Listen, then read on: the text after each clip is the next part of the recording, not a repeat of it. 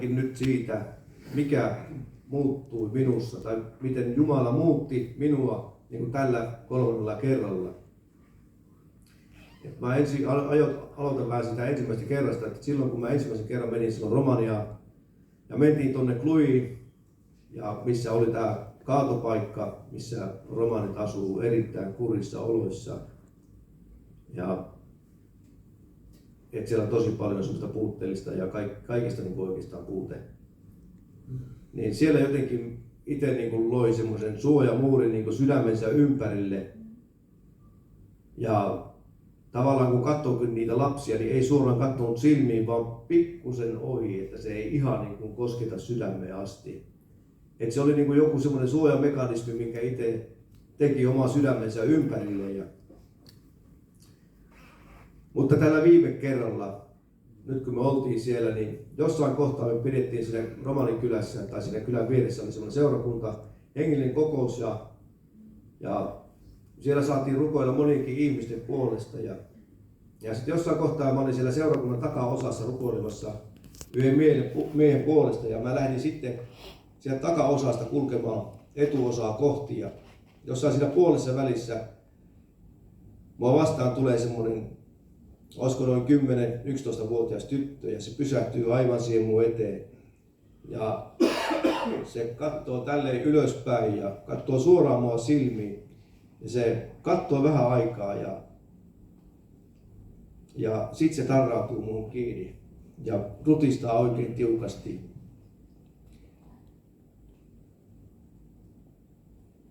Ja siinä niin kuin murtui itseltä se oma rakentama suojamuuri.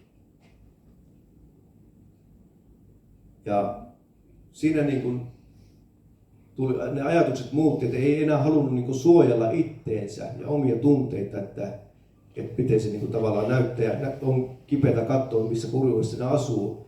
Että enemmänkin oli siinä hetkessä, sen hetken jälkeen, kun se suojamuuri murtui niin kuin sillä, että mitä tämä lapsi tarvitsee. Että ei ole väliä mun tunteilla. Mulla on hyvä koti kotimaassa ja nämä lapset elää täällä vain rakkautta.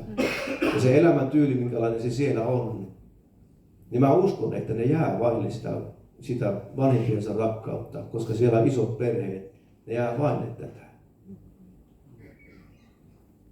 Ja näin se pitää ollakin, kun sinne lähdetään. Että meidän pitää olla valmiita antamaan jotain itsestämme. Valmiita niin kuin, joskus voi tuntua vähän niin sanoa näin, että niin kuin epämukavuusalueelle niin sanotusti.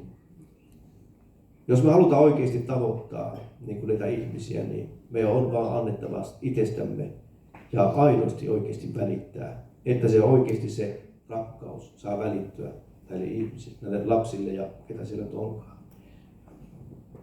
Ja mä haluan lukea yhden Raamatun paikan teille tähän loppuun, mikä niin kuin kuvaa tavallaan aika paljon sitä näkyä, mikä siellä on. Kun menin sinne Romanin kylään, se Patarin kylään, oli tämmöinen kuin Matteus 9:36 eteenpäin siitä. Kun hän näki kansajoukot, hänen tuli sääli.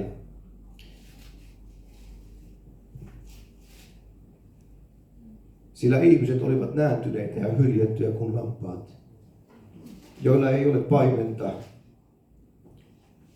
Silloin hän sanoi opetuslapsilleen, eloa on paljon, mutta työmiehiä vähän. Rukoilkaa siis elon Herraa, että hän lähettäisi työmiehiä satoa korjaamaan.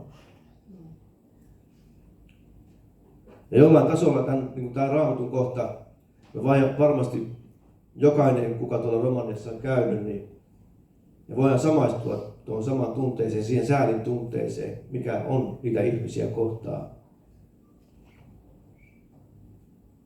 Ja sen verran minä haluan vielä sanoa, että niin kuin nämä matkat, niin nämä on muuttanut mun elämään tosi paljon. Et niin kuin, eikä varmaan niin kuin ole paluuta enää siihen samaan vanhaan, mitä joskus pari vuotta sitten on ollut. Että on tullut se halu palvella, antaa itsensä Jumalan käyttöön ja on saanut olla Jumalan käytössä. Ja mä haluan just sitä tehdä, että mä haluan antaa itseni näille ihmisille, ketä siellä on siellä Romaniassa ja tehdä sitä työtä täydestä sydämestä.